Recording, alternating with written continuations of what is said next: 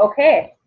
All right, so Brandy's going to open up the call. And so I'll let her take it away. Hey guys, as you know, Alicia and I went to a GoPro event up in Las Vegas, and we learned tons of amazing things about being a entrepreneur and doing what's the term, Alicia? Social networking. Yeah. Yep. And so I'm just going to give you some points that I took away from it. I'm not going to drop any names or anything like that, but if you want the speaker in which the quote or information came from, just let me know and I can get it to you. I'm going to start with a quote that really spoke to me, that it was from Donna Johnson. It was one of the speakers. She quoted The Lion King. In The Lion King, there's a line that says, "The past can hurt, but you can either run from it or learn from it." And in the video on The Lion King, of course, Simba ducks when the monkey hits him the second time. He learned from the pain. So we have to learn from the past, that it can hurt, but we can move forward, and we have to learn from it and take it with us and make us better. The next thing that I really, really liked was a lady that came up and spoke about developmental toughness and overcoming obstacles. And she taught us a thing about counting 5, 4, 3, 2, 1, go. And her name was Mel Robbins. And I applied this to me personally. I cry about everything. Happy, sad, I don't care. I cry. So I use this for myself. Whenever I feel like I'm going to start to cry, I start counting 5, 4, 3, 2, 1, and it distracts me enough, and I can keep it at bay. But you also can apply it to, say you're scared to go on live for the first time. Count it down, 5, 4, 3, 2, 1, go, and just do it. So that has really helped me, just counting it down, distracting my brain, and just getting focused on the task at hand. Another one is interaction breeds doubt, and inaction breeds doubt and fear. So if you're inactive in your business, you're just sitting and waiting for everything to come to you, that's going to breed more doubt inside of you and more fear that maybe this isn't the right decision for you. So don't be inactive. Be active in your business. It's going to help decrease that doubt and fear. You can control 2 things that you have absolute control over: your attitude and your activity level. So that's going to help you in this, to maintain active instead of inactive, is your attitude and your activity level. Another one was always be anticipating and looking forward. Excuses are the easiest things to find in life. So always be looking forward and anticipating and what's coming next, and don't let things hold you back and excuses. And you want to be the cause of your success. You don't want the success just to fall in your lap by accident. You want to be purposeful in growing your business and making things happen. Do it with purpose. Another one was be stronger in your own beliefs than the skeptics. So you have to believe harder than somebody who's going to look you in the face and tell you, you can't do this. This is a bunch of crap. And those skeptics might be your family. They might be your husband. They're going to be the people you have to look in the face and say, yeah, you might not believe this, but I believe that. And you have to have conviction in that belief that you are going to make this business work, and this is the right decision for you and your family. Because if you can't look a skeptic in the eye and say without a doubt that this is right for us, for me, then you yourself are always going to have that doubt that this maybe isn't the right thing for you. So you have to have a stronger belief than your skeptics. Another one is momentum. Once you get the ball rolling, you have to keep doing your business. You can't do your business for 5 days, take 4 days off, come back, hit it hard for the next 7 days, and then you're going to be on vacation, so you're off for 2 weeks. You have to keep that momentum, and you have to keep it going and moving forward. If you lose a day, you cannot get it back. If you have a day where you didn't do anything in your business, or you kind of did it halfway, you can't get that day back. You can't make it up. You can't do 2 exercises in one day. You can't do that with your business. You have to be there every day. People have to see you and know that you are committed to your business and helping them and making sure they are successful in what they are doing and their health goals. The other one, Brandy, can I just say something on that? Last night on the Dynasty Surge, they had made a really good analogy with that. It's like running a store and having store hours as far as being consistent and showing up every day. You can't like open up a store and then next day you decide you don't really want to show up, and so you just put a closed sign on your store because you don't really feel like working that day. And then the next day be open. And then maybe the next 2 days take the day off because you don't really feel like working.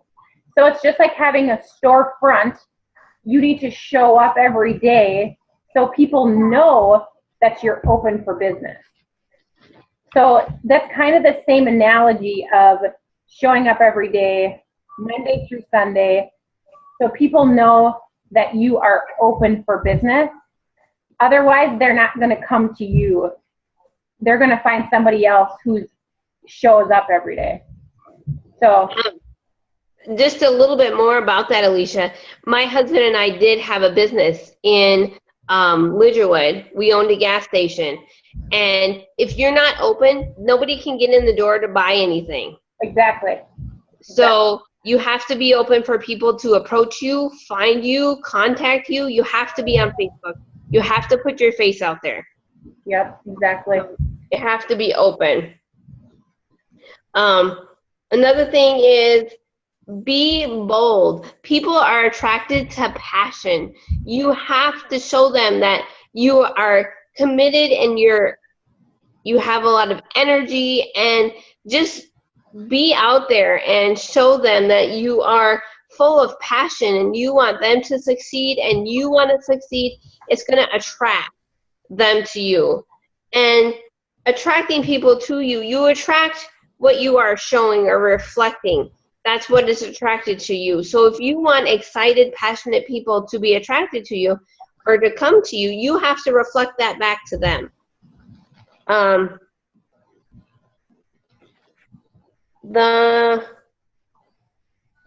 The strongest things is another little line I wrote down here. The strongest things in life take the longest to grow. Our business, for example.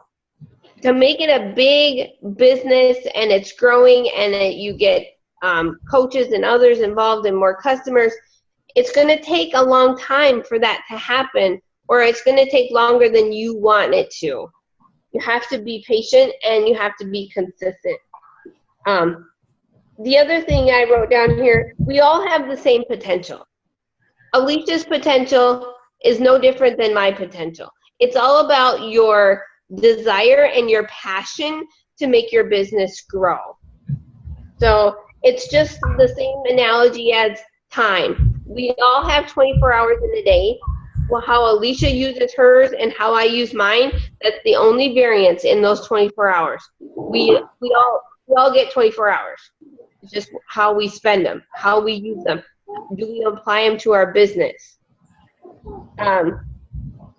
And your energy, you have to keep your energy up because your energy draws people to you. If I was to sit here and say, well, you better do this and you better do that, I mean, that's not very attractive, and it's not going to draw the people in that we want to come into our fit family and be a part of this group. And then the last thing I have on here is a line that I thought was really it spoke to me in a unique way. Is anticipate no one's going to plan for the fact that nobody's going to show up, and you might be recording a video so that they can watch it later because they didn't show up. The person I invited to this call, I had no anticipation she was going to show up. And lo and behold, she didn't show up. So I'm not disappointed. I didn't have the expectation that she was going to be here waiting for me. So then I am not disappointed that, oh God, the only person I invited didn't show up. Well, I'm here, we're making the video, and she can watch it later. So anticipate no one will show up. I liked that one, and it really. Or didn't he say if they do show up, there are like 5,000 people in their tidy whities? Yeah. Yeah. So sometimes when I go live, I think of that same line. I'm like, okay, it's okay. It's only 100 people in their tidy whities. Like, this is fine. I can do this. Yeah. Sometimes I use the same analogy when I go live on Facebook and I see like 4 or 7 people are watching at the time, and I'm like, oh God, they're watching. And then, you do that mind game with yourself. So. Yeah, that's why right away I'm like, oh, hey, and I'm like, panic. Yeah, it's better if I'm talking to them, so then I just acknowledge the fact that they jumped on. Right. And then I always want to end here. I shared this with Alicia the other day when I got this. And like I said, like Alicia said at the beginning, I don't know if it was recorded or not, but I've been doing the coach part since about August or September, so not a long time. And Alicia will speak to this, that I have called her several times, just pissed off all the hell because it's not working. Nobody's calling. I'm not getting any SD points. I still don't have any this month. But and I just get so disgruntled on myself, and I get so down in the dumps, and Alicia picks me back up, and I keep going. But I had a private message from a gentleman that I had been visiting with, and maybe to come have a challenge pack. And let's see, I started talking to him November 20th. Tuesday of this week, he wrote to me and he said, so today I finally took time to read your page, and I gotta say, you are definitely an inspiring person. To be completely honest, I was about to delete you today, partially because I barely know you, and also because I don't normally like frequent notifications about something I'm not participating in. I'm super happy I looked at your page before making my decision. Obviously, you don't know me very well either, but just wanted to congratulate you on your success. I really don't know hardly anything about MS other than what I've heard about it briefly about my mom's friend. But it sounds like you're doing an incredible job fighting to keep it from progressing. So stay positive, you are making a difference. And I mean, it was this moment of, oh crap. And then I just said thank you, and I appreciated his honesty. And then a little bit later, he wrote to me and he said, well, you're welcome. I'm kind of curious now, exactly how does all this fitness group stuff work? So, and I've sent him my web link, and he's looking at it, and we're going to follow up on Monday. That's awesome. So it's just hanging on until those moments happen, that sometimes it gets so frustrating, and it can get frustrating, but keep hanging on. It all works out. Yeah, or there's people that I've talked to over a year ago that are finally ready, like this year or this month. So it might not be a conversation that ends. Like literally, it might be something that maybe you don't talk to them every month, but they're probably still thinking about you or about it. Or they'll say, I've been watching you. You might not understand that or know that, but a year later, when they see that you are still showing up, they're like, wow, like she is not giving up on me. Mm-hmm. So she's stayed consistent with her workouts, and it is working. And so like a year later, literally, like these people will come back to you that you've talked to, and they finally believe because they've seen it. So many people have to see to believe. And so that kind of ties in with that too. Like that hasn't even been a month ago that you've been talking to him. So That's awesome for that conversation to have gone so well in such a short period of time. Yeah, it was fun. Yeah. And that's all I got. So. Okay. So what I have is kind of a tying all that together. At the very end then of the GoPro, they had like an action plan or a game plan for everybody moving forward into the new year. So applying it now, this as we finish off December, but moving into January, into a new year. So kind of the action plan, and there's 9 steps. So they call it a roadmap for 2017. So the first thing is to make a decision. So we've made a decision to become a coach. So now we have to make that decision that we are going to go all in as a coach.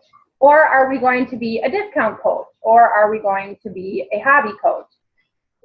There will be all sorts of coaches, and everybody will have a different goal. And it's okay to have discount coaches, and it's okay to be to do it as a part-time job and do it more as a hobby. And it's great if you want to build it as a business. There's just 3 different ways you can work as a Beachbody coach. You just need to decide how you are going to run your business, what rank you are going to be at. So you need to set your goals, and you need to figure out which rank and decide which rank you want to be. You got to decide what kind of income you want to make. So having that goal in mind and making that decision. And this is where Brandy, where they said the 5, 4, 3, 2, 1, go. This was kind of one of those things when you make a decision. Sometimes if you sit and think on it too long, you never move forward. So this is where you just say 5, 4, 3, 2, 1, and then make that decision. So that was number 1 on the roadmap. Hi, Kitty. The singer is home. Hi. There's Harmony's mom. She was asking about Harmony if she could come over and read to her again. Oh, yeah, that's good. Number 2 was to commit to the skills.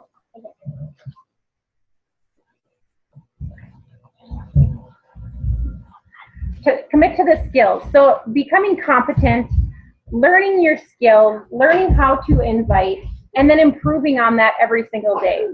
So it gets easier. The inviting process gets easier. You learn what to say.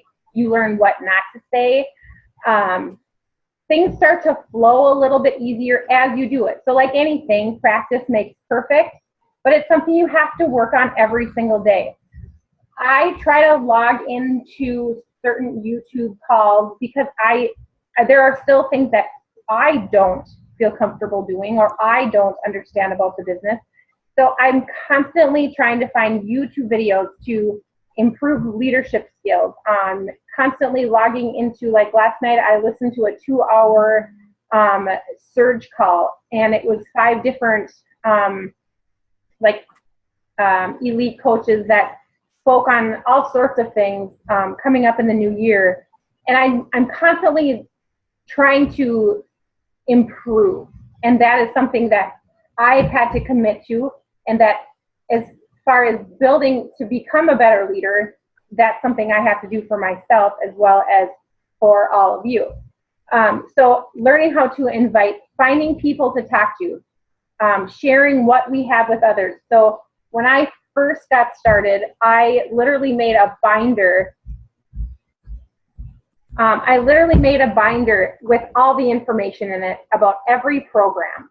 And I still have it. So I can flip through my binder, and if I have a question on the 21-day fix or the 21-day fix extreme, I have it right at my fingertips. So I know right where to find the information if somebody asks me about it. It's right in your back office. There's no reason you have to print it all out. But I didn't know that as I started out as a coach. So I literally printed everything out, and I have a 3-ring binder with it all in there. It's on the Coach Online office, though. So if you need to find it, that's where it's at. Yes. Please. Why? What happened? I don't want So the best tool there is taking action. So there's no use in listening to calls and learning how to do stuff. You can learn and learn and learn, but the thing that's going to move you forward in your business is by taking action and just by doing it. The third thing is habits.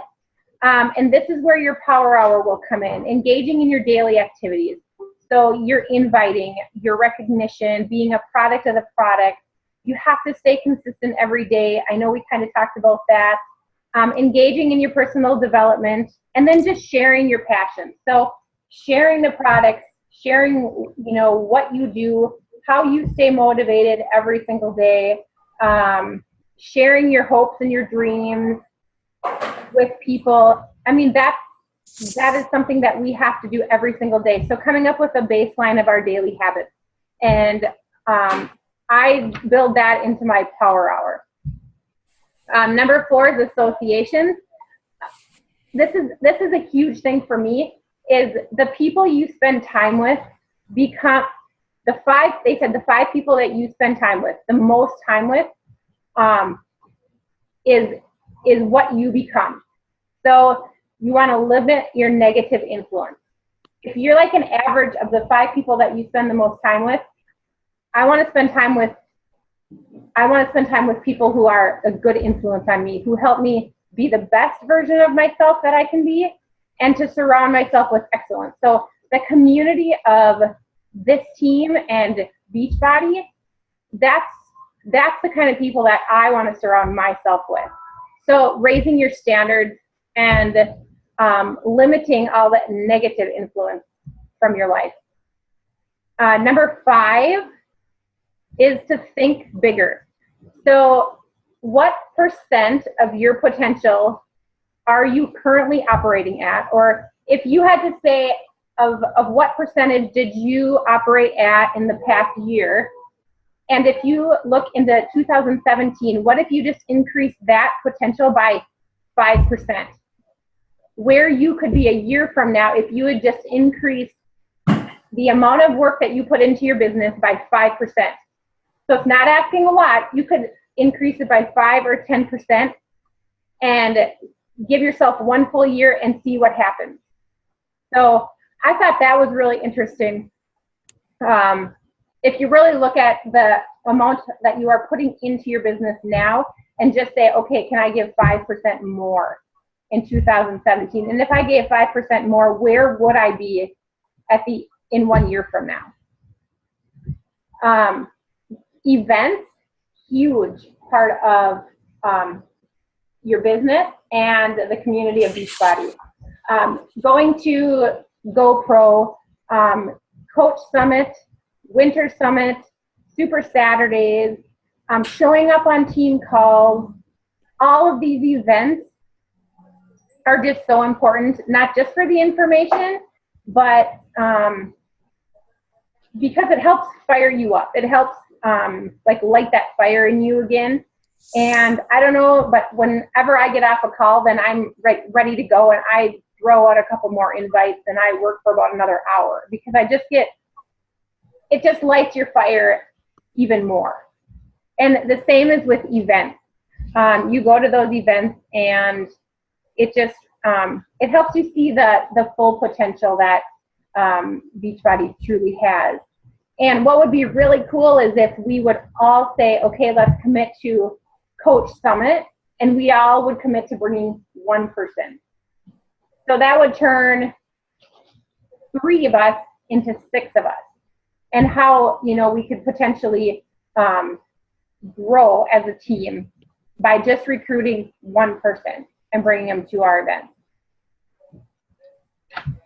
Kind of within there too, I just wanted, one thing that I'm always constantly thinking about, and I know I find myself Facebook scrolling on occasion, what do they call that, Brandy? The scroll hole? Yeah, getting caught in the scroll hole. So I always have to step back, because Facebook can be good, but it can be bad. You can really get just caught up in non-productive tasks. So make sure that you're constantly thinking about with what you're doing, is it high income activity? So is what you're doing going to produce income? And so that was one of the things that I thought about as I sometimes find myself scrolling in the scroll hole of Facebook. Number 6, let it go.